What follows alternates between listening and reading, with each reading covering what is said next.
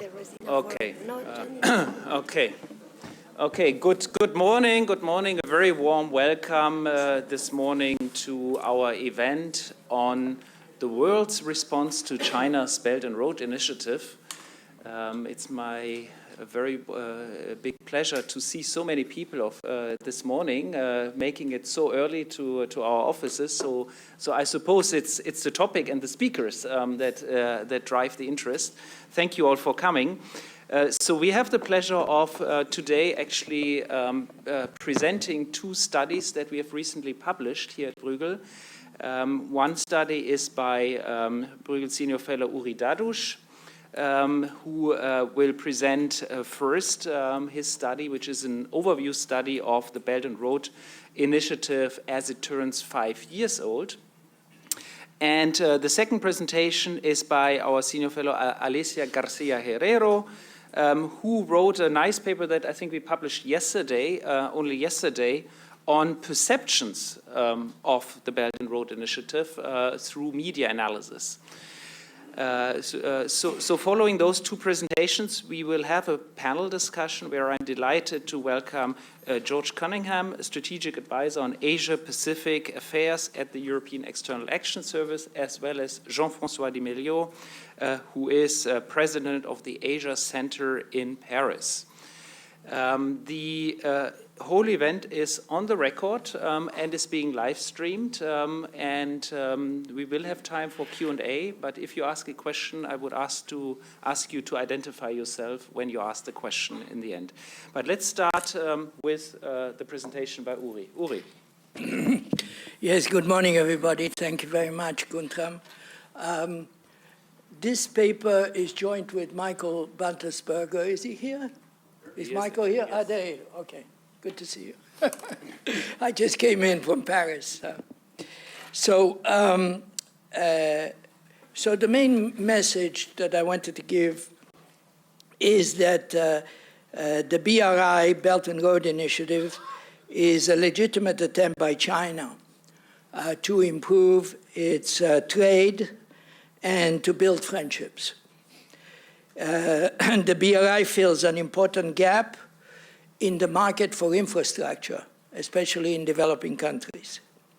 However, the execution of the BRI is faulty, and there are a number of adjustments that are required for it to succeed. All right, that's my main message that we're giving in this paper. So let me unpack that message, that central message. First of all, we need to understand that the BRI is just one aspect of a global trend where large economies and even small economies are building bridges. So, of course, the European Union, arguably the most ambitious effort in this direction, began 6 countries, now it's 28 countries. It has dozens of economic partnership agreements that include aid, include trade, and include all sorts of conditions associated with that. The United States has been also very active with a more focused program on international trade. So, for example, if you look at the immediate neighborhood of the United States, it has trade agreements with Canada, with Mexico, and it has trade agreements with most Latin American countries, with the notable exception of Brazil and Argentina. So no surprise that China, as it emerged or opened up just 40 years ago, has had an extremely active program of reaching out in all sorts of ways. It has a fair number of trade agreements, and it has become part of the WTO, is an active member of the World Bank, IMF, et cetera, et cetera. But the BRI is the newborn. It's 5 years old, and in many ways could prove to be the most ambitious aspect of China's outreach. The BRI is similar in its overall objectives to what the European Union and what the United States are trying to do with their various international agreements, but it has some important distinguishing characteristics. It is focused mainly on infrastructure, although international trade is certainly part of it, because a lot of the infrastructure is about improving connectivity between China and the rest of the world. It has an important development component because it's trying to link up its western regions, which are underdeveloped, with particularly with Central Asia, the rest of the world. Another distinguished characteristic is that a key role in the BRI is played by state-owned enterprises, which of course play a much smaller role in, or almost no role, in the United States, and a little bit more, but not much, in the European Union in its outreach program. And the other important distinguished characteristic is that the BRI has few strings attached. I'll be explicit there. It's essentially stated as a business proposition. What we're trying to do is we're trying to build better connections with you, but so stated, it is not intended to interfere in any way in domestic affairs. It is not intended to create a strategic alliance. This is an explicit statement on the part of the Chinese, which of course is not believed in a number of places, but that is the stated objective. And this distinguishing characteristics is actually very important because it's, in some way, it is a strength of the BRI, I'll explain in a moment, but it's also a major weakness of the BRI. Again, I'll explain in a moment. Then the next point is a very important one, is the BRI fills an important gap in the market. So every analysis that has been done of the developing world points to a huge gap in infrastructure, okay? And you ask, well, why is the market for infrastructure not functioning?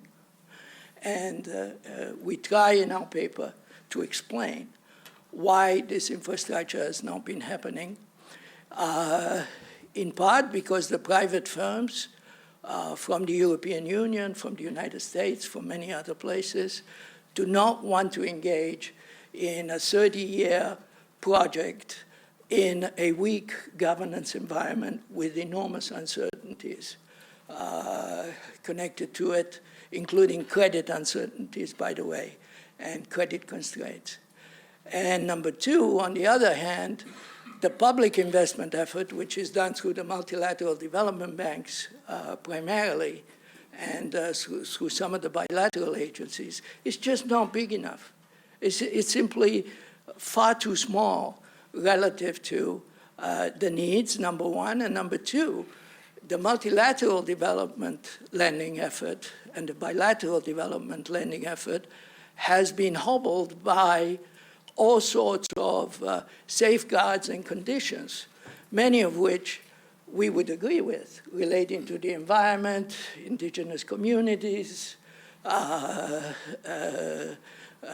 governance safeguards, et cetera, all of which are needed to some degree. But when you took the totality of this together, combined with the fact that there are limited multilateral resources relative to the needs, in effect, the international development effort in the direction of infrastructure has been simply insufficient, okay? So China comes in and fills the gap in the market because they have the resources. It's done mainly by state-owned enterprises. These state-owned enterprises have a long experience, huge infrastructure projects within China, are willing to take a long-term view, are able to take a long-term view, and they're not putting in conditions regarding, anything from long-term financial viability to the government to, not to mention governance, democracy, human rights, environment, et cetera, et cetera. Okay.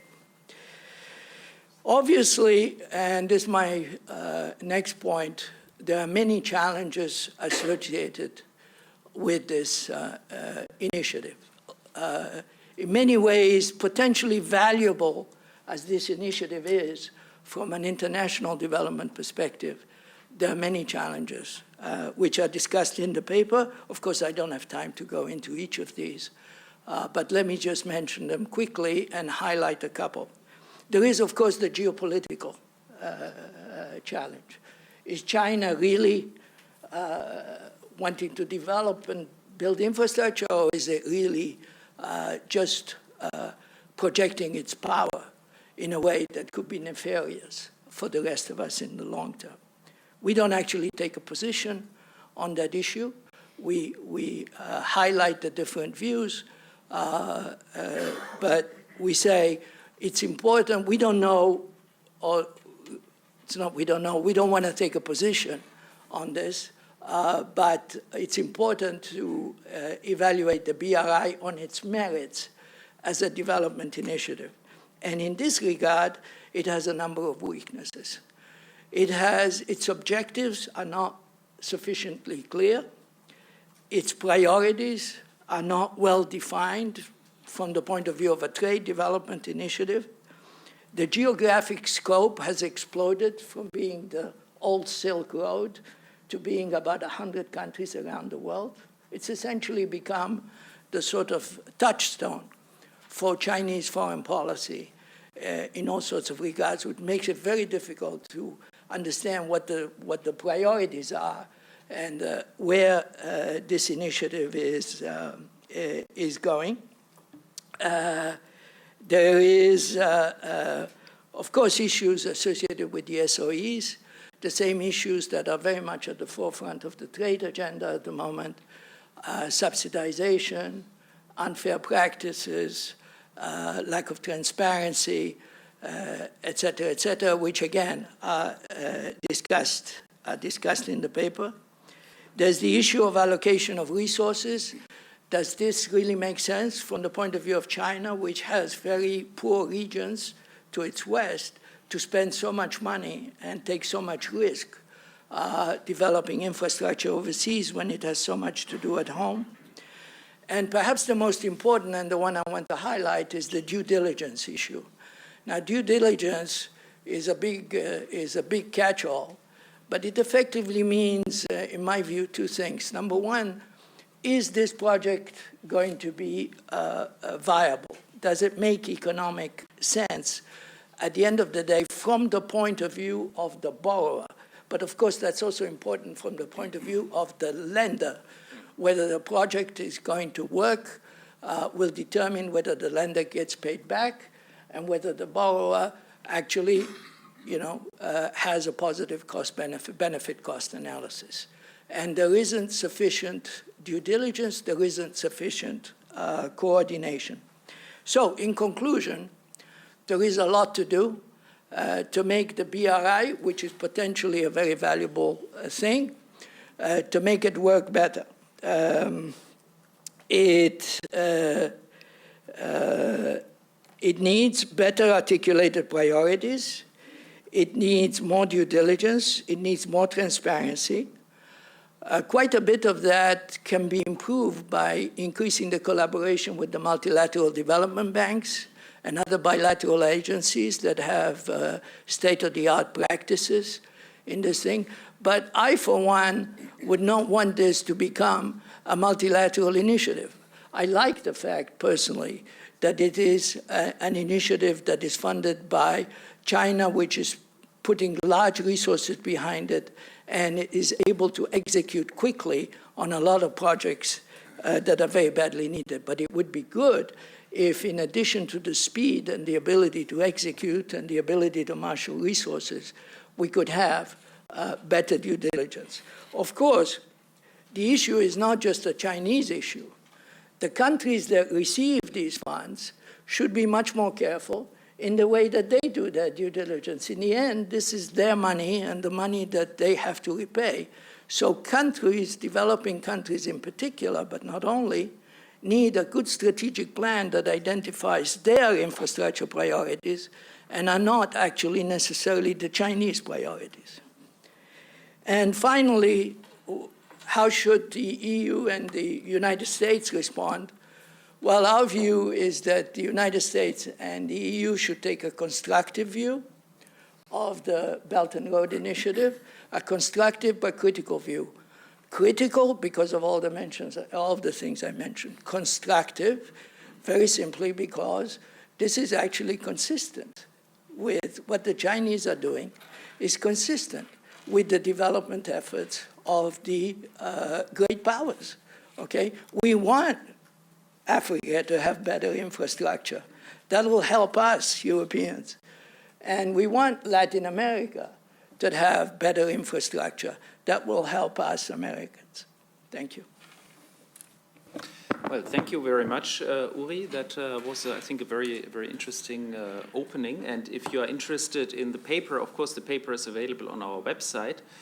I think it was very interesting to hear from you the development perspective on this and the need for infrastructure investment. But I think you were also fair in highlighting a number of challenges, in particular as regards due diligence.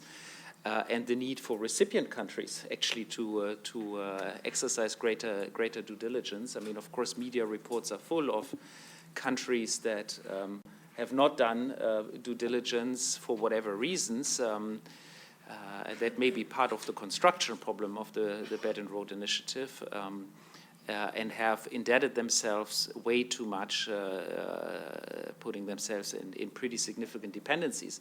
The one thing you didn't mention, which I thought is also in the paper, is of course environmental and climate issues.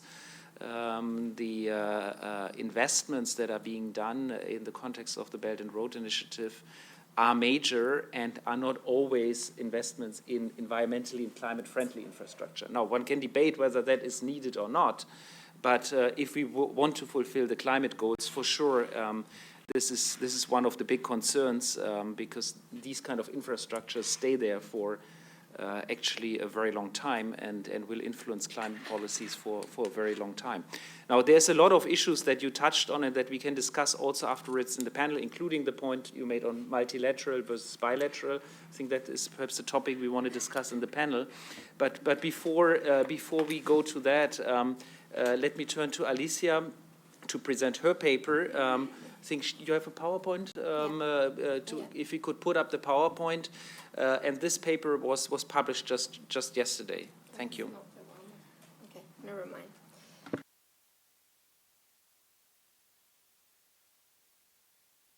Yes, thank you very much for your time. I'll try to be very brief because for the benefit of the panel, I'm going to present a paper we just published on the image of the Belt and Road. Before I do that, let me say that, of course, when one looks at the project in positive terms, and we wrote a paper on the trade benefits a while ago. Of course, it just simply makes sense. If somebody pays for somebody else's infrastructure, and that infrastructure is basically focused on connectivity across countries, anybody can benefit. I mean, that's the principle. So if that is indeed the case, the key question which we want to highlight in this paper is why is the image deteriorating, especially among members which are members of the Belt and Road Initiative, if they're benefiting so much. So this is the irony of the thing, yeah. And perhaps part of it is because of the drawbacks that in the design, which you didn't mention, but I would add is really a hub and spoke approach. This is not a multilateral development strategy. And I think part of that is many of the things you mentioned could be actually summarized by the fact that this is really a hub and spoke strategy from China to every single country, literally, as you said, in the world. Okay, so I'm going to be very quick. There's lots of stuff there. But let me tell you what I'll be presenting here. We had a presentation in Paris. I'll try to be much briefer. I don't have time. Perhaps very clearly, and there's lots of slides I'll show about many regions in the world. I'll focus on Europe here. What we tried to do here with my co-author, also non-resident fellow from Bruegel, Jianwei Xu, we tried to measure the image of the Belt and Road among people. It's not about how much a government may like the Belt and Road. It's about how much the population in general, and because we don't have surveys, we use big data, media, basically press and video and radio, not social media, to capture that image. That's what we do. And the question is, how good is it? And most importantly, perhaps we can't really measure how good, but we can measure how different among countries and try to figure out why is it so different. Beyond the paper that you can find on our web, I have tried, to the best of my ability, I'm sure that political scientists can do better than me, to focus on two, and one will be probably covered surely by Mr. Cunningham, Europe's response, which is mostly infra-related, yeah? And also, of course, the US and India, I would say basically, and Japan and Australia, but I guess the US is the elephant in the room, response to this strategy, the Indo-Pacific strategy. So that this is the last thing I will do. So I will rush, as I said.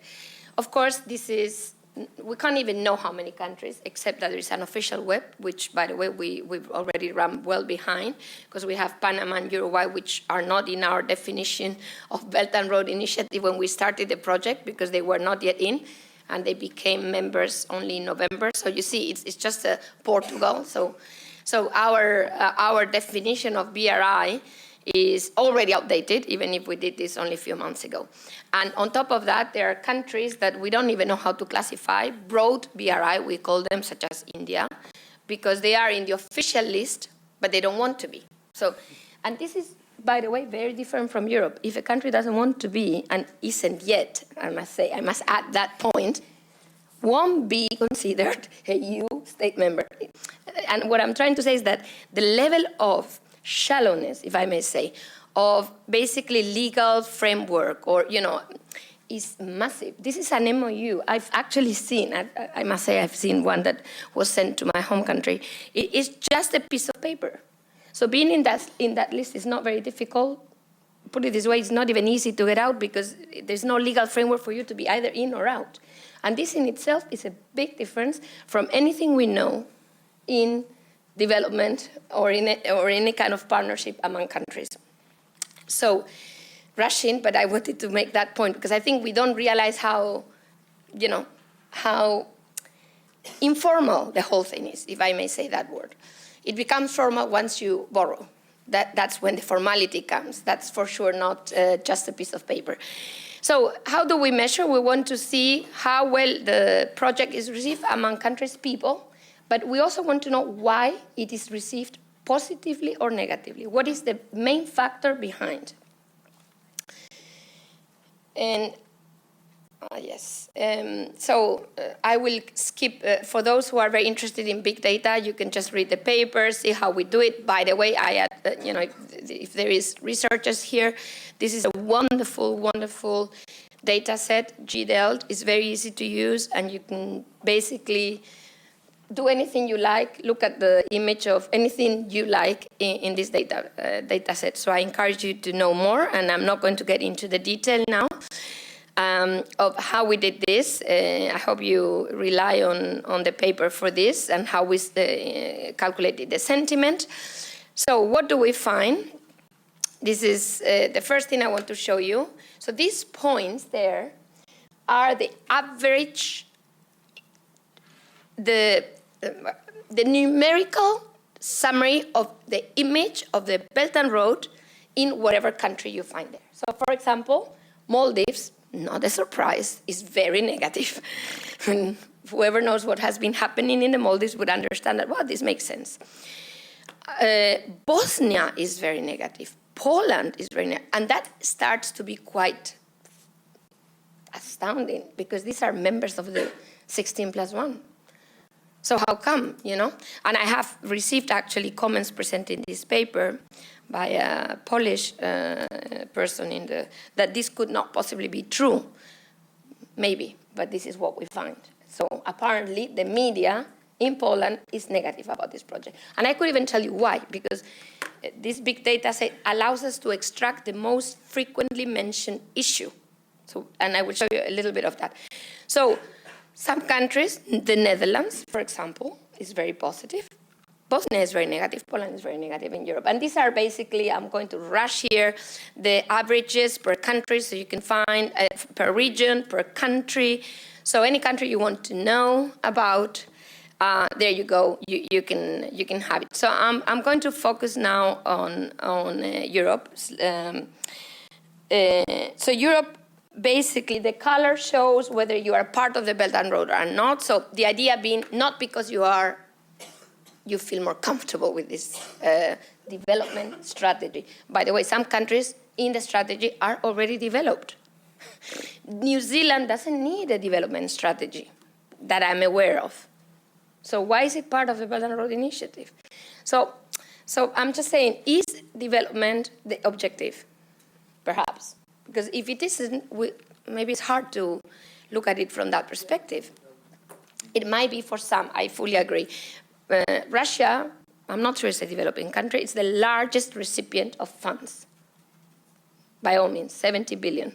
Followed by a non-BRI member, so it's hard to put it in, Venezuela, 60, Pakistan, 40 plus.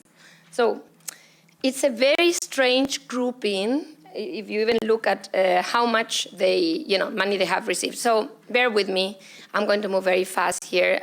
You get a sense basically of how different these countries are, and I'm going to move to what determines this difference. By the way, and this, of course, I've received this comment, you always forget to say, Alicia, that the average is positive. I mean, the average image, yes, it is true. I should not forget saying that. But of course, I have no benchmark.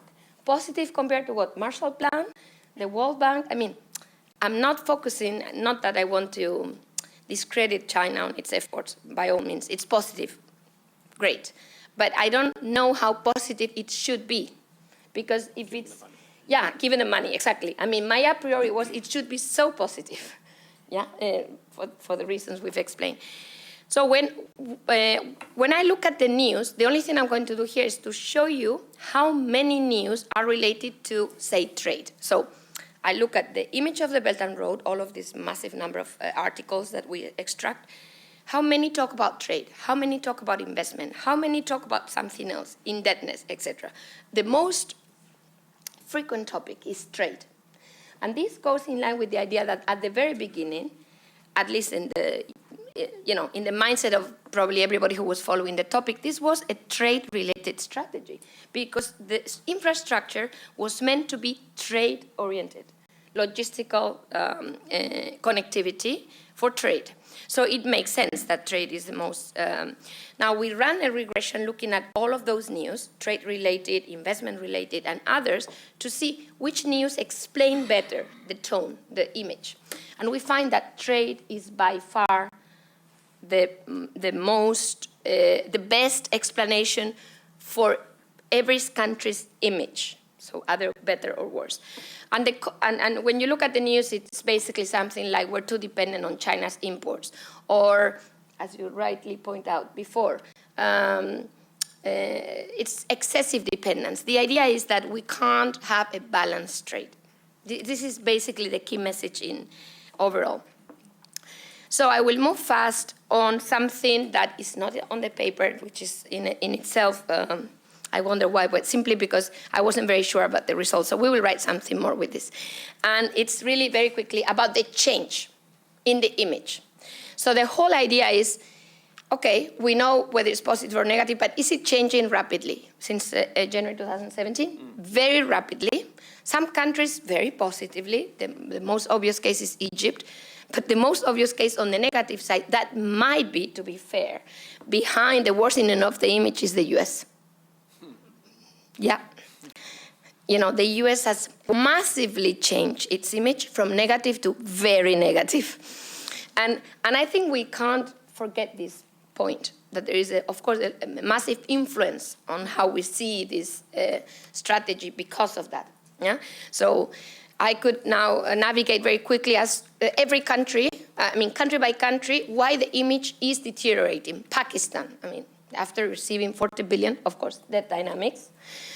And the idea also that this is leading to military conflict. So if you look at the worst point, it was a point where Baloch militants attacked Chinese engineers. So you have the sense that countries realize that beyond the wonderful trade, which I can't agree more, there is something else that may happen. And I don't mean to say purposely. Sometimes maybe not purposely, but it still happens. There are geopolitical issues related to the fact that you build strategic infrastructure. That's the point. It's strategic. The Gwadar port is not only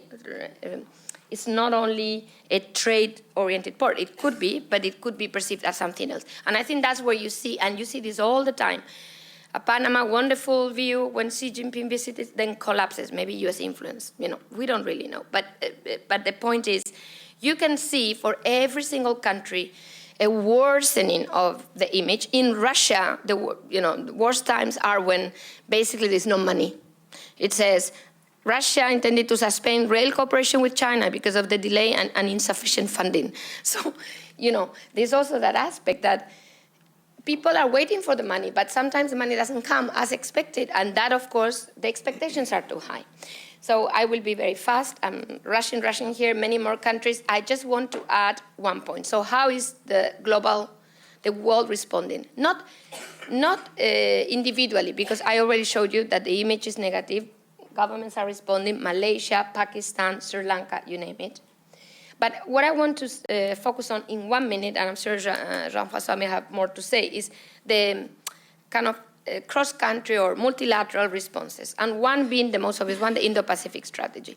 So this was, of course, a concept introduced by Japan with India, Modi's visit to, Abe's visit to Modi. Key point here is being used by the US. It's now in the national strategy. It's very obvious. I was in Delhi recently. I was impressed, really, or shocked. I don't know which adjective to use, to see how important this has become for the US and for India. Probably for Japan, but they don't want to show it as much. And also how ASEAN economies are wondering where are they going to fit, because they feel squeezed between the Belt and Road and the Indo-Pacific strategy. So they only talk, it's like a mantra, ASEAN neutrality, please don't squeeze us. And this means this is important. And this also, of course, a military, not yet alliance, so thank God we don't have yet an Asian US, Asia, NATO, but who knows what this will become with the quadrilateral military dialogue. So you see that this is extremely strategic. Europe's response, and maybe rightly so, because this is not our role, is not of this nature. It's really about defining as I'm just copying the announcement, what was said then when the EU-Asia Connectivity Plan was announced. And it's very telling, yeah? It's a vision of connectivity in line with our values and our interests. Working with partners, so China is not excluded. It's very different. Of course, China can't be part of the Indo-Pacific strategy. Japan supposedly has invited them, but I'm sure they've been told, we stop here. And I think this is very, very different, our response from the US-led response. So I leave it here. I won't go into the basically the conclusions, because I've finished my time. Thank you so much. Great. Thank you so much, Alicia. I thought these were two very sort of interesting and complementary presentations. And it was good to see sort of the image on the ground in the media and how it has deteriorated, of course, in a number of significant partner countries, and to dig a little bit into what are the reasons why it has deteriorated. So we now have George Cunningham from the EEAS to give his comments and remarks and whatever else you have on your mind. Thank you. Thank you. Well, also thank you to both of you, and also Alicia for introducing my topic, part of my topic at least, which is the Connecting Europe and Asia Building Blocks for an EU Strategy. It was a strategy basically released in the autumn of last year. And it's endorsed by the Council, and also it was presented at the Asia-Europe meeting that took place at heads of state level. And of course there was a consensus concerning the work that has to be done on connectivity between Europe and Asia. So, as was said, basically, I think there is an enormous infrastructure gap. It is calculated by the Asian Development Bank to be $1.3 trillion a year actually required to actually stimulate growth in Asia, keep stimulating high growth. And of course, one of the key aspects of the work the European Union is doing is that for our own economies and the sake of our own citizens, it is in our total interest to work on connectivity so that trade flows more and more between Europe and this fast-growing region. So it's entirely in our interest to do so. So we have created a framework of a plan, basically, which is very much dovetails with, I think, what our partners in the Indo-Pacific sort of strategy area are thinking as well, which is that it's based on sustainability. It's divided into four sort of types of connectivities. One is transport by air, sea, and land. And air is very important. In particular, I'll mention to you that EU-ASEAN aviation agreement is almost ready to be initialed, and this will be a very enormous stimulus in terms of people-to-people business contact between Asia and Europe. And this is just one of the things that's at the moment almost finished in terms of negotiation, which will be a big boost in terms of, I think, in terms of economic activity between the two large regions. With concerning this transport connections, of course, we have this 10T, which is, how the European Union organizes its own transport networks. And of course, one of our objectives is to ensure that whatever comes in terms of corridors and so on actually connects with our system and respects our system as well. I'll come back to that in a minute in terms of our own networks within Europe and also what we're building with candidate countries in the Western Balkans. Then the second aspect is regional energy platforms, especially electricity across borders. And there we have a number of projects underway, for instance, with Afghanistan, where I've just been actually as Deputy Ambassador, and particularly a focus on renewable energy, which is something which is going to be a major factor in this. Then there's the digital, which is mainly driven by private investment, regulatory framework, and business, and the competition will bring lower prices and improved services. So digital is important. And then there's an aspect, of course, of promotion of human resources, interactive people-to-people contact. We are going to engage with all the actors, including China, with the philosophy that we have, and in particular to work closely with China to try and discuss with them, have a debate with them, a discussion with them about, how our concepts work and to see to what degree maybe things can be improved on the Chinese side. But we'll come back to that in a minute. Then part of, therefore, this is, of course, we're not going to do these things alone. We're going to create partnerships. We're going to be working with ASEAN and with ASEM, and there'll be a special connectivity coordinator, I think, appointed by ASEM. That was one of the outcomes of the ASEM meeting. And we're going to particularly work with Central Asia and South Asia.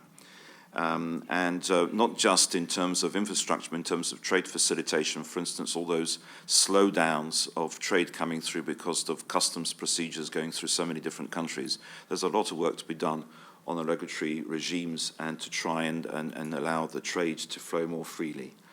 Important aspect as well is, where is the funding going to come for, the ambitions of the European Union outside the EU? And in the new multi-annual financial net framework, which is the budget effectively of the European Union for 2021 to 2027, there is a provision actually which is in the draft because it's still in debate of the creation of a 60 billion euro guarantee fund. And this addresses some of the issues concerning businesses and long-term interests and concerns about risk levels. that the EU, as it's done with the Juncker plan within the European Union and a little bit outside, is going to be sort of really ramped up. And this is not for Asia just, but of course worldwide. So Asia will be an aspect of it. And by the way, the other thing I should say is that there will be no more strategies on connectivity, because we will simply be using the one for Asia to be effectively the principles for the world. We do have funding on stream at the moment. We have the EU-Asia Investment Facility, which is 4.2 billion euro.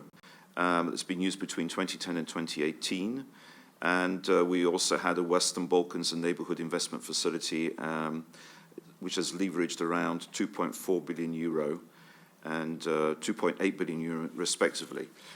So the guarantee fund, of course, is a matter of leverage. So we reckon that between 8 and 10 times of that 60 billion that is envisaged 2021 to 27 will actually be the funds that will be realized for the projects. Similarly, in our EU strategy of India, which has just been approved, and we're writing a Central Asia strategy. All this has been worked into these strategies in terms of the connectivity side, and in particular in Central Asia now, we're in the strategy that's currently being written, we're actually sort of writing much more detail now about how we will do connectivity. So we're now moving from the theory more into the practicalities of by region, what activities will actually occur. Now, turning to China, there has been, since about the last 4 years, an EU-China connectivity platform. So we have something like 80, incredibly, European Union and China have about 80 dialogues on the go in different areas. So connectivity is one of them. And of course, there, what we're trying to do is to, because the Chinese are, of course, with 16+1, which is the 16 being the some of our members in Central Europe plus the Western Balkans. That's been sort of a little bit has a dialogue with China on that, and therefore we're trying to say with China, don't just dialogue with them. We have to have a dialogue together, because you have to fit what your plans are into what our plans are, so that connections occur properly. And there have been problems with that in the past, but nonetheless, progress is being made. And we have agreed to do a joint study of corridors between China and European Union. So we'll see how that goes, but in principle, that's been agreed, so that we can try and work on that connection to make it, a proper connection, and not have projects which sort of go in different directions and are not planned or not necessary or not within the planning that needs to be done. So the other thing is. So I think, as the positive side of BRI, switching over now to the Chinese aspect, is, of course, we've seen the ADB says just how much money is needed. So, of course, any work that's being done, which is to promote trade, is, I think, a good thing. And so, therefore, we welcome that from China. But we need to have, on the other side, more transparency on what's going on with BRI. It has to be, as mentioned before, environmentally responsible, has to take into account social costs. He needs to be mindful of fiscal responsibility and not add or create over-indebtedness. But we can work with China to try and see how, and China is now adopting the terminology that has been stated in our strategy and also in other strategies, Indo-Pacific strategies, about sustainability. So you've seen now that China has started to talk about sustainability of its projects. But of course, the issue is between the rhetoric and the practice, whether actually this will actually happen on the ground, or whether it's just simply the adoption of terminology to make it seem to be okay. Now, there's been quite a lot of media coverage on the connectivity strategy of the European Union. And I'm pleased to say that despite the government shutdown, there was a special delegation that came from the United States to see us about cooperation between the EU, US. The US is actually not so far ahead of us, because they themselves are gathering their funds to do their own projects. They're not there, in terms of large size amounts of money, quite there yet. So we are sort of reasonably on a par with our partner there, potential partner there. But Japan is far ahead. Japan is been working on it for years as well. We must not forget that they have lots of projects, lots of infrastructure projects underway. ASEAN itself has a connectivity plan for itself. So this is something we'll dovetail into, and that's already there in place as well. So things are happening, but it would say that Japan is ahead of the game, and Japan has also come to see us. And we will be reciprocating those missions that came to us, going to their countries to start discussions as to how we should be playing it. I don't want to overrun my time. I have some responses to what's been said, and if we have time for that. Just extremely fast. On the issue of, and I used to be the deputy head for EU-China policy as well. So I say this is very strategic what China is doing in terms of BRI. Very strategic. It's actually very. I would say it's a brilliant geostrategically what they're doing. I think it's a great way of extending its power in the world, and also to put everything possible. It puts everything possible under Belt and Road Initiative. So any kind of infrastructure doing any kind of thing is called BRI, and that is why you have so many activities taking place around the world, because it's not necessarily anything to do with, in my opinion, connectivity. It's to do with simply, having projects and funds. And these are loans; they're not grants, almost all. There is a quid pro quo, of course, in many of these cases. If a country cannot afford to repay China, then the deal is done in terms of resources. So you'll see that China is gathering in different parts of the world different raw materials, for instance, or in some cases even having control of ports and so on in return for doing that infrastructure. So an extraordinary plan really, which is to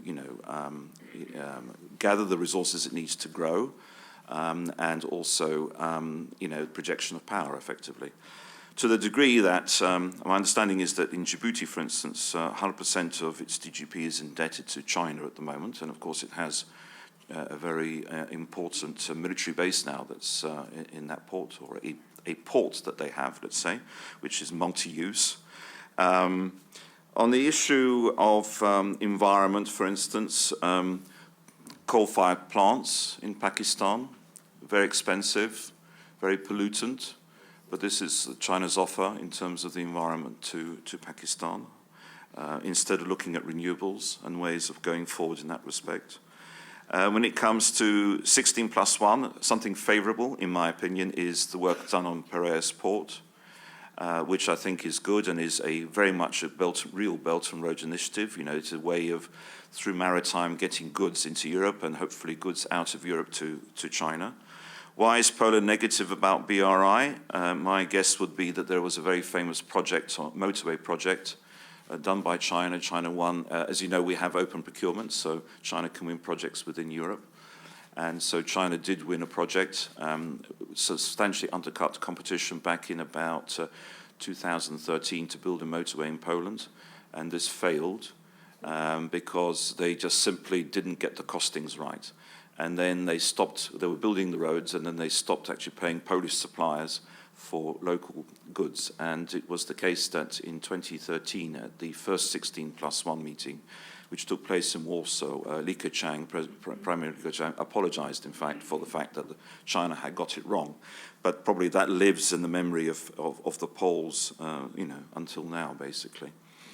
And in fact, on a 16+1, little has been realized, actually, despite all the talk, despite everything. And one feels sometimes that this is, again, some more geostrategic, engagement, rather than something which is necessarily, at least within the European Union, giving results. There have been projects in the Western Balkans, indeed, of that 16+1, but within the European Union, little has happened. And we are happy that little has happened. We would be happy if things happened as long as it was, of course, along with, favorable to the TEN-T principles that we have in terms of our own networks and our plans. The last thing I would say is China makes an enormous amount of effort in terms of its projection of soft power. It does go around a lot to say how good its projects are, and therefore, given the results of this excellent survey that you've done, it is a bit surprising to see that despite all that professional effort, and really professional effort that they do to project themselves, the message is actually not getting through to the people. Thank you so much. Great. Thank you very much. Last but not least, Jean-Francois, please. Thank you very much. I'll try to be quick, and being quick very often leads to being provocative. So I hope that's good. You would. That's good for the conversation. You would accept that, and I will try to make my response to the three speakers as a good Frenchman in three main points. The first point would probably be a look back at some historical facts. The second would be a look at some of the loopholes or the points which we should build on if we want to answer. And third point would be a few very humble recommendations. And the historical look back is the most provocative, I think. We noticed that, of course, there is a lack of infrastructure in the world, that there is complementarity between the Chinese project and this lack of infrastructure. But if I look back at history, most cases where a huge plan like this was launched was after a period of war and a period of destruction. So that is the first point where China is putting the West or the other countries at a puzzle. And this is why we do not understand exactly what's happening. It never happened, or it very, very scarcely happened, that, apart from the Marshall Plan, which came after the war, or apart from the EU building, which was also coming after the war, or other plans, something as big happened without a war. And of course, this brings us back to the usual Chinese strategy, which is winning a battle without fighting a war. And that's, I think, is the element of the puzzle.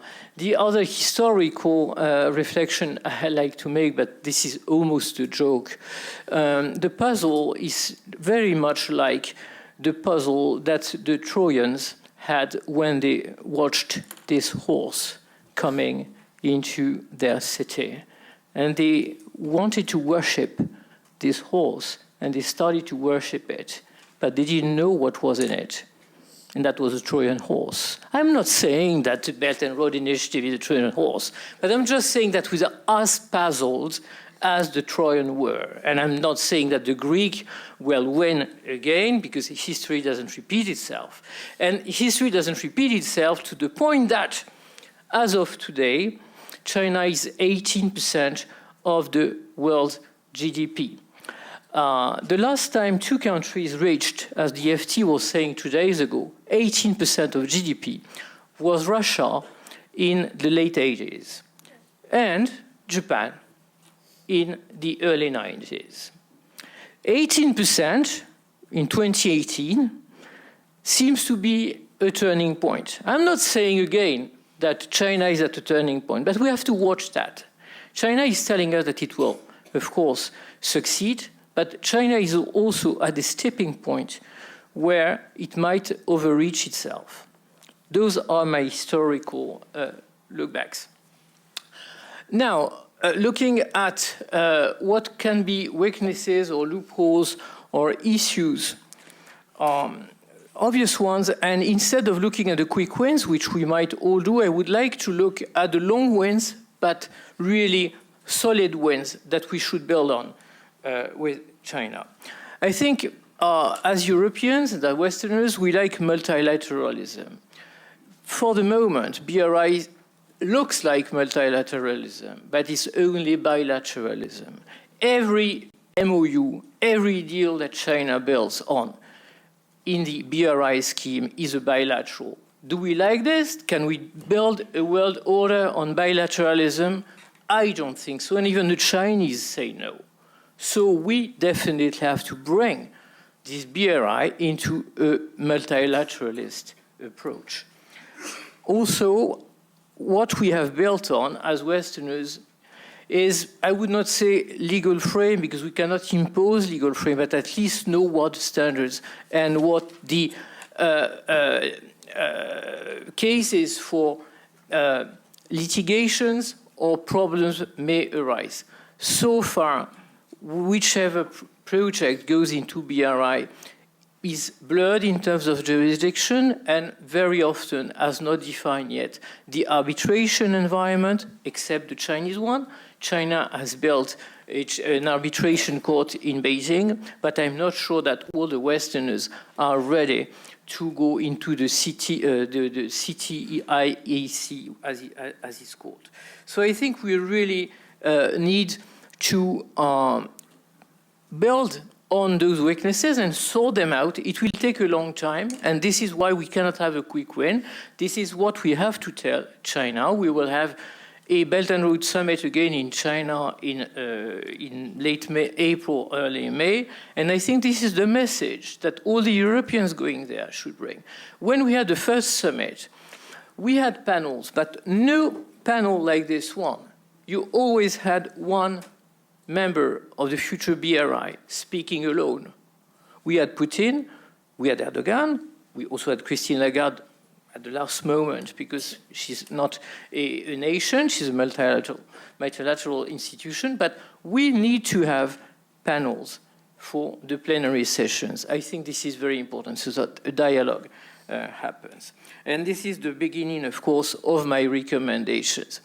The recommendation that we may have, if we turn back from long wins to quick wins, possibly to adopt the attitude which is pointed out by the study by Alicia, which is Netherlands. Netherlands is very positive about Belt and Road. Why are they? Because they bring it down to something very pragmatic. They say, after all, we are Dutch. The Chinese are Chinese. I'm sorry if there are Dutch people in the room. I like Dutch people, and they are the best in doing business. But at the end of the day, it's not about, ambitions. It's just about doing business. Now, if we tell Chinese, okay, let's keep it so, everyone will have a very positive view on Belt and Road. But then let's not go beyond that, and let's don't get carried away by that, because possibly tomorrow China would have stretched itself too far with the Belt and Road Initiative. I don't think that's the right approach, because I do believe that behind this approach there is a huge ambition by China. I know there are complementarities. We know that Belt and Road Initiative already works, because we have examples of train traffics and ships and all types of trades which were boosted since the last 5 years. But what I'm saying is that we don't have to take it for granted that it will succeed the way it is, and we may have leverage on it. We just have to point out which type of leverage we should use. This is it. Great, thank you very much. This was, I thought, a very sort of refreshing view on the issue from a much more geopolitical approach, and I guess one of the sort of the key tensions that we need to discuss or need to reflect on is sort of the tension between, on the one hand, what you call the pragmatic Dutch trading nation approach, and what you then call the Trojan horse, or the unknown, our bewilderment and puzzlement about the geostrategic dimension of the whole project, right? And that's certainly sort of at the core of also the differences between, the more positive assessments that we see and the more negative assessments that we see are really driven by that. So look, I think we have until 10:30. My proposal would be that if there is already one or two questions in the audience, I can take them, and then we get a chance for everybody to respond to the audience, but also to among each other. And so I see. We start here, please. And if you could identify yourself when you give your remarks. Can we have the microphone, please? One microphone here in front, please. And then there's one gentleman in the back, Mr. Piss, here in the front, please. Please. Thank you. I was 20 years global head of trade for Philips, which is a small Dutch company, which is also a big fan of international trade. So I appreciate your comments about it. I have a question about connectivity, and I'm looking at George. and specifically digital connectivity.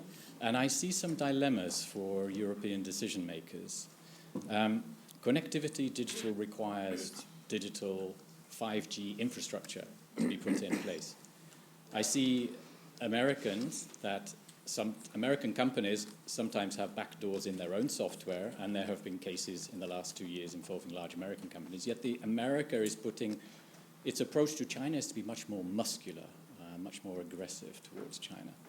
Now, if Europe wants to be ahead in the deployment of 5G, there needs to be a competitive market. But America is putting a lot of pressure, I know, on member states to take a harder line on Chinese companies. And I think Europe has a difficulty. They may have to decide between supporting America's hard line and European interests in developing its 5G and connectivity and its good relations with China. So I'm wondering whether you see that as a dilemma and how you see that unfolding. Thank you. Can we take the microphone here to the back, please? The gentleman there in the back. Thank you. My name is Edouard Priest. I'm Dutch. Mr. Di Melio. I had the pleasure to meet Mr. Dadush in the elevator when we came in, and I have a question for him. Thank you for the objectivity with which you described the Belt and Road thing. I admire that. You said, if I understood well, that China provides the cash, but it's not a gift, not a grant. It's always money lent, which is lent to the countries where the work is being done. And those countries then have a debt. And although you have been very careful not to give political opinion about what you said, my question to you is, would you agree that the system which China uses in that sense, they put these countries into debt in projects where due diligence, as you said, is not clear. We don't know if whatever is happening there will bring its money back. In other words, the debt that these countries take on is a danger for them. And very often, like in Sri Lanka, they cannot pay back. And then China has an enormous power over these countries, which is a way, which Mr. Cunningham said quite clearly, is for them to increase their power in every place where they do this. My question to you is, would you at least agree, Mr. Dadush, even if you do not yourself wish to give an opinion, that we, the Europeans, should try and formulate an opinion whether we think these policies are correct and are right, and whether we subscribe and not just stay there dithyrambically praising China, but is this not actually, in my eyes, it is morally wrong what they do. It is actually a bit dirty. And I know you will not wish to give a political answer, but would you at least answer me, shouldn't we collectively try and make an opinion about it? Thank you. Thank you. There is the gentleman all the way there in the back. Perhaps we take, I take one more, then we go back. Thank you, Mr. Wolf. Good morning, citizens. My name is Angelos Harlaftis, Epafos Advisors, who represent the EcoWaves movement, a pan-European and Mediterranean movement which is based in direct democracy, in science and in ecology. Mr. Cunningham's proposal and presentation, it is moving to the proper directions. Of course, it's more diplomatic. But this belt, I think, is not for the benefit of Europe. As our allies in USA, they took us to this adventure in China, in investing over there, and our industry moved there, and so Europe doesn't have a good industry right now as it should have. The same thing is happening from all these presentations by the Chinese, which are very wise people, but they have different culture from ours and different political systems. And this has to do a lot, according to our opinion, with the globalized system, which has failed. Globalization has failed. The debts are increased. There are trillions of euros. So what they do with their aggressive policies is we don't take into consideration the defense issue. I spoke about the defense. Could you ask the question, please? Yes, yeah. The creation of the European army, I spoke the last 2 days in the Parliament, is a need for Europe. Of course, not without the United Kingdom, because the United Kingdom is a very important factor in Europe and cannot be out of Europe. maybe through the European defense community, as we propose. So please, what is your question? The question is also, Russia shouldn't be analyzed better in all these geopolitical things, and especially to the belt, because Mr. Putin has the political view for Euro-ASEAN, which with the Europeans at the past we have faced a lot of historical problems from the Eastern Chinese inventions to Europe. Thank you very much. Thank you very much. So the role of Russia is one important aspect. So we have one more question, perhaps here, Herr Geisert, in the front, and then each of you will get a chance to react and comment. Kurt Geisert, Backbone Consulting in Germany. Why is the mood in the Netherlands very positive? The land connection goes via the inland port in Germany, Duisburg, to Rotterdam, which does not mean, if I mention Duisburg, that the whole of Germany is enthusiastic about it. But are we in the risk that single states see their positive effect rather than the whole picture, and that there is a divide et impera mood in China? Okay, thank you very much. Is there risk of divide and rule? So look, I think, Uri, I give you the floor first, and then Alicia, George, and Jean-Francois, we stay in the same order. So react to co-panelists. I mean, you have a chance to react to co-panelists now, if you want to. Okay, well, there's not much I disagree with what has been said by my co-panelists. I will address the question that was directly addressed to me, which is it morally wrong for China to lend us money for infrastructure projects in developing countries? And my answer is, it's not morally wrong. I look at it as a development economist. It can be economically wrong in specific circumstances. And we need to understand when that happens and caution about that. There is an analysis which is simply reported in my paper, in our paper, which has been done by the Center for Global Development, that identified essentially 8 countries that already have high debt levels, and where there are very large Chinese projects that could take them over some kind of benchmark of sustainability. And those are examples that I think need to be looked at very carefully, and something has to be done about it.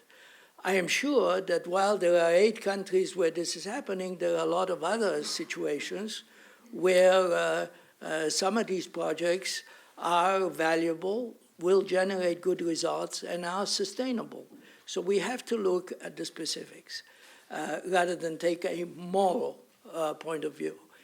I don't think there's anything morally wrong with lending money for infrastructure, and I just want to underline the fact that we've been lending money for infrastructure for the last 50, 60 years. I worked many years at the World Bank. So that's been happening. The other point I want to make, to caution about taking too strong a view on the debt creation, is that this is not the first time that the world has seen excessive debt buildup, okay? I mean, I could mention, they're mentioned in the paper, a number of instances where there's been excessive debt buildup which had nothing to do with China, had to do with banks, had to do with the creation of the euro and what it led to in terms of very high debts being created within Europe, which were unsustainable. The best example is actually the highly indebted countries situation, the low-income, highly indebted countries, which eventually built up very high debts, that these were official debts generated by the governments represented in this room and by the World Bank, where I worked, and which eventually had to be forgiven under the Paris Club conditions. So this is not the first time. We've all made those mistakes. The Chinese are at high risk of making more of these mistakes at the moment because their due diligence is insufficient. But that doesn't mean that the motive is wrong.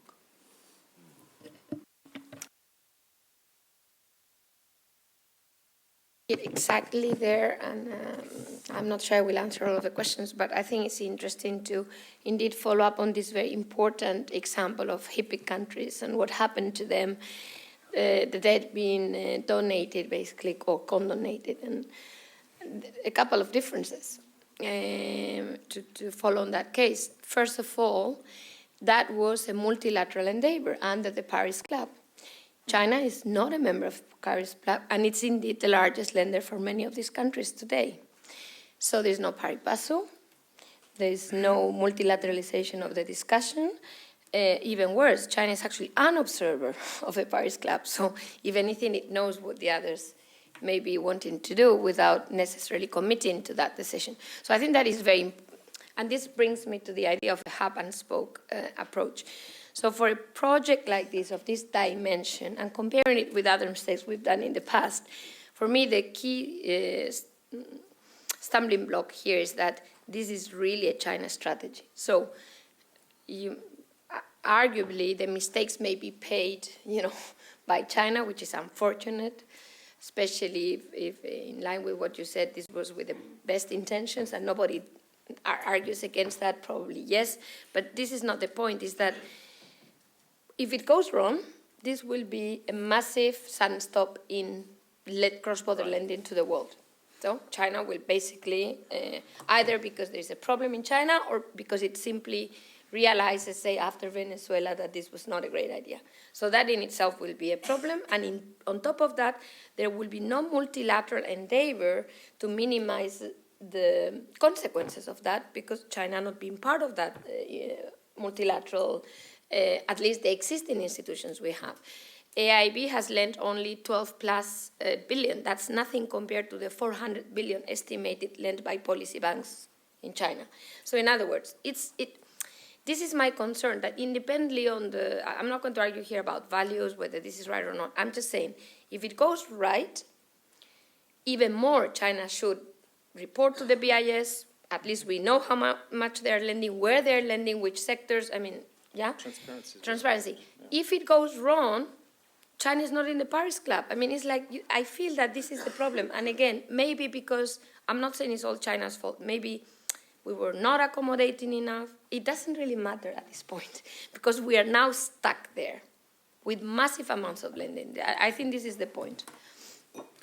Okay, let me turn to George. But George, there was one question directed to you. But let me add one. And I'm sorry for that, because you mentioned the issue of the Piraeus support, and that it's a positive. And I think looking at this as an economist, I cannot agree more. Right? I mean, Greece, highly indebted, with very little debt forgiveness from the European partners, as we all know, is trapped economically and is in a very, very difficult situation economically. And so here comes China and puts in money and builds an infrastructure port that's good for the Greek economy, and is frankly something where I wonder why the European Union hasn't been able to mobilize these kind of resources to help the Greek economy grow more prosperous. But it does pose an issue, and you are in the External Action Service, it does pose issues on the foreign policy side. I mean, there have been instances where the EU has found it difficult to come to unanimity decisions on China, also because Greece took different positions, and there may have been a link between the Chinese investment in the Piraeus port and that decision. So I just wondered whether you wanted to comment on that also. I suppose, of course, I can't comment on that, but it is true that Greece and Hungary have been taking different positions from time to time for whatever reasons. But these are the two countries in certain instances where this has happened.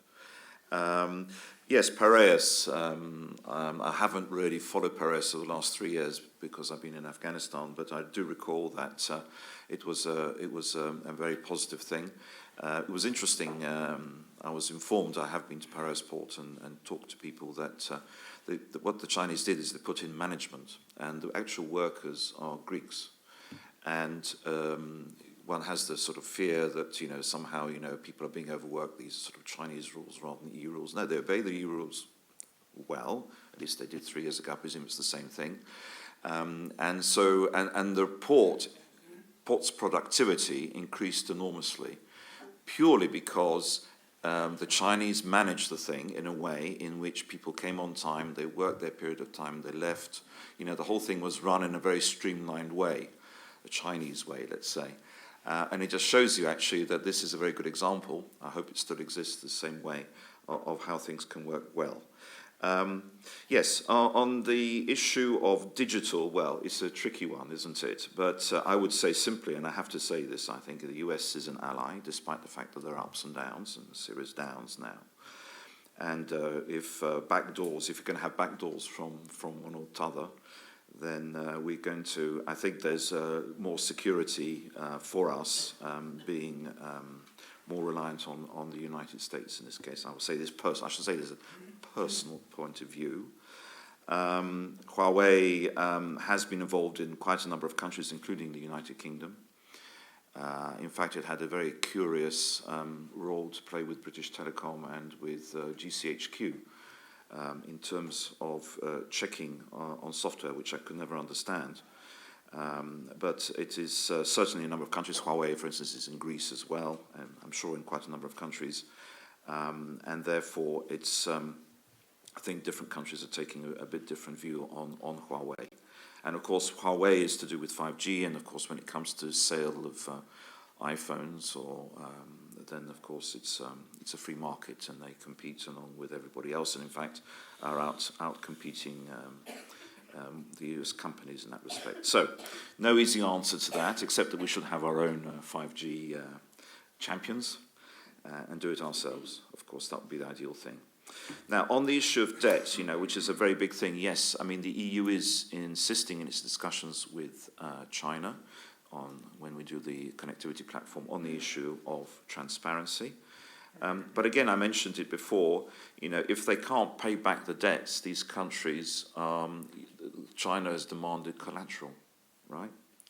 Or has demanded resources, access to raw materials, which it needs to feed its industries.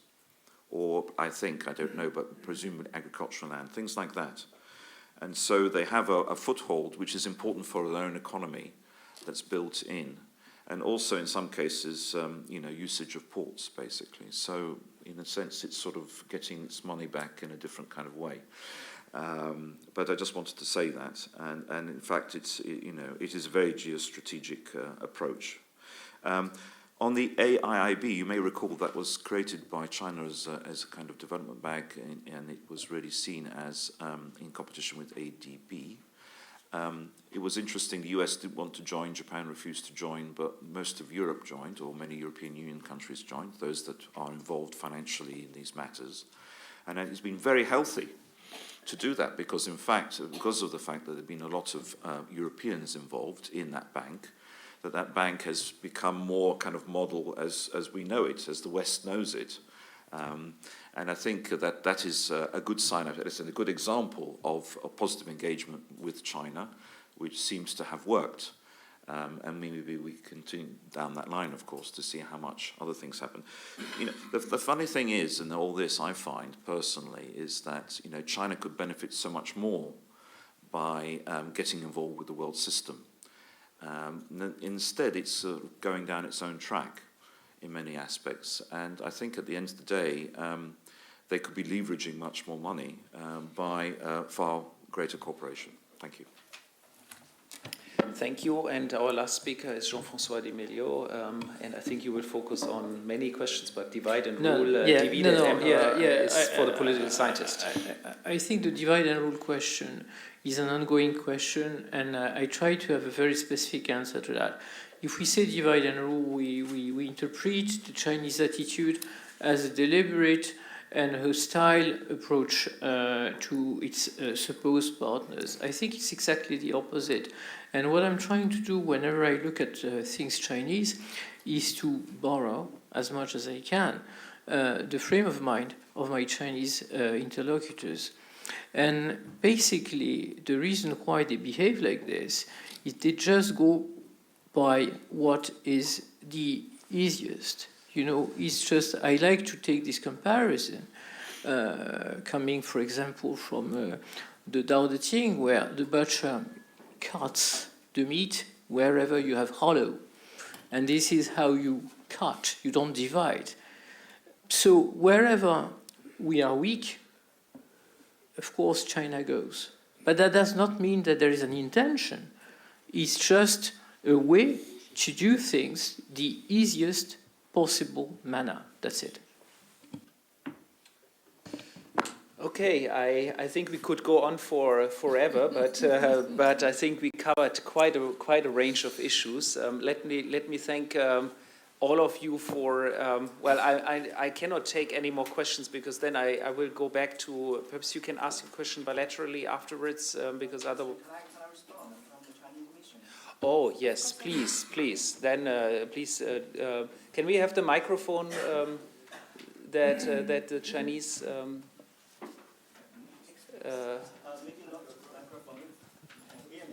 No, you need. Otherwise, you need a microphone. Otherwise, people don't hear. So, sorry, please. Yes. I'm sorry to take the floor at this stage, but I think there's Please, a need thank you. For a Chinese to speak or put some of the records right. We are actually in an official holiday, so I'm not supposed to work. But yeah, anyway, because a lot of people talked about debt trap diplomacy, I think the Chinese leader has responded several times. And I just quote one example, that is the Sri Lanka port. And according to the annual report of the Sri Lanka Central, it's the central bank, that China's debt is only account only for 10%. And if you look at the mix-up, ADB 14%, Japan 12%, World Bank 11%. And then, as Mr. Wu said, the other 39 is the government's debt. So China is not a big shareholder in this exercise. And also, don't forget that China has very good deals with developing countries. We have that China-Africa summit. On each and every summit, the president announced the exemption of a number of debts from many developing countries. And that's something that EU and other Western allies don't normally do. I want to put that on the record. And also, there was this lengthy discussion on debt trap diplomacy. There was an interview by FT to our Executive Vice Minister of Foreign Affairs.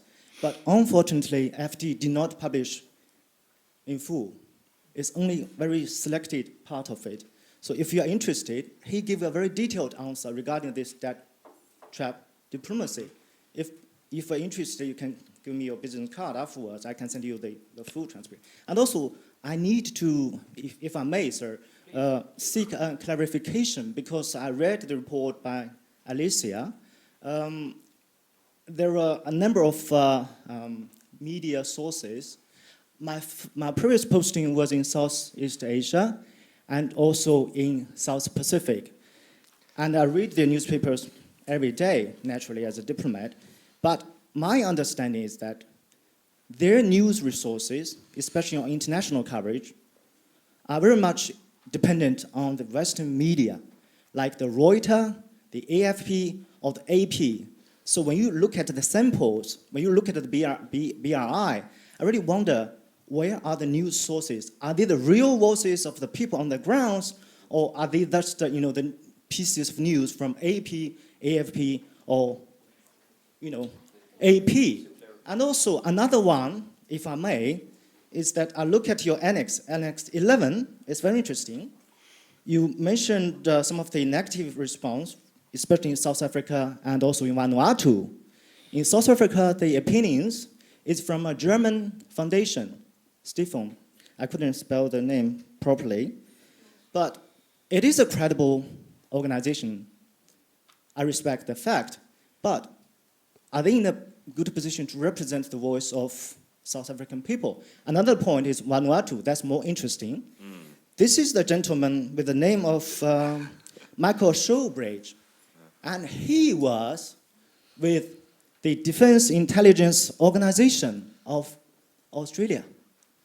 I don't really know whether he can properly reflect the voices of the Vanuatu people on BRI. I will stop there. Thank you very much. I need to respond. Okay. Just on yeah, sure. I mean, we don't do the big data analysis the way you are looking for the news. Meaning, it's not that I Google and I find who was negative in Vanuatu and I find the Marshall Stiftung or who knows what. No. We actually use millions.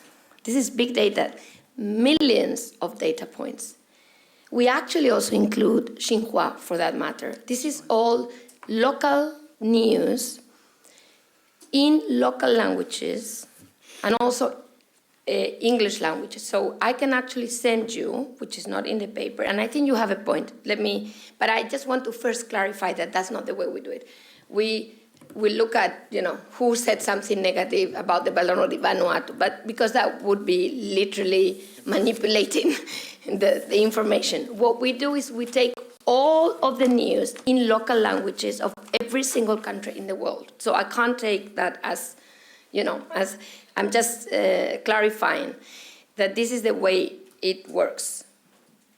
There may be Reuters news. Those Reuters news may be translated into the local language. That's why I'm saying you may have a point, which I tried to make. Of course, there is a lot of U.S. influence in all of our news. By the way, you're doing your great strides in influencing news as well through Xinhua. So this is not only the U.S. But I would agree with you that the degree of influence is not yet comparable because the U.S. has been doing this for decades. So I take your point and I tried to actually make it myself at the beginning. But we could actually also exclude, say, Sri Lanka, English language news. We could do that and look at the difference between local language news and English language news to see the difference and send that to you. But the point is that we're not looking at one specific news. This is big data. So I'm sorry, it's not about the German foundation. No. This is the whole average of all news for each country. I'm just saying. Great. Thank you to all of you for your comments, your remarks, and your questions. I think we had a very fruitful and differentiated debate, really, on this whole initiative. I think more will follow. Thank you.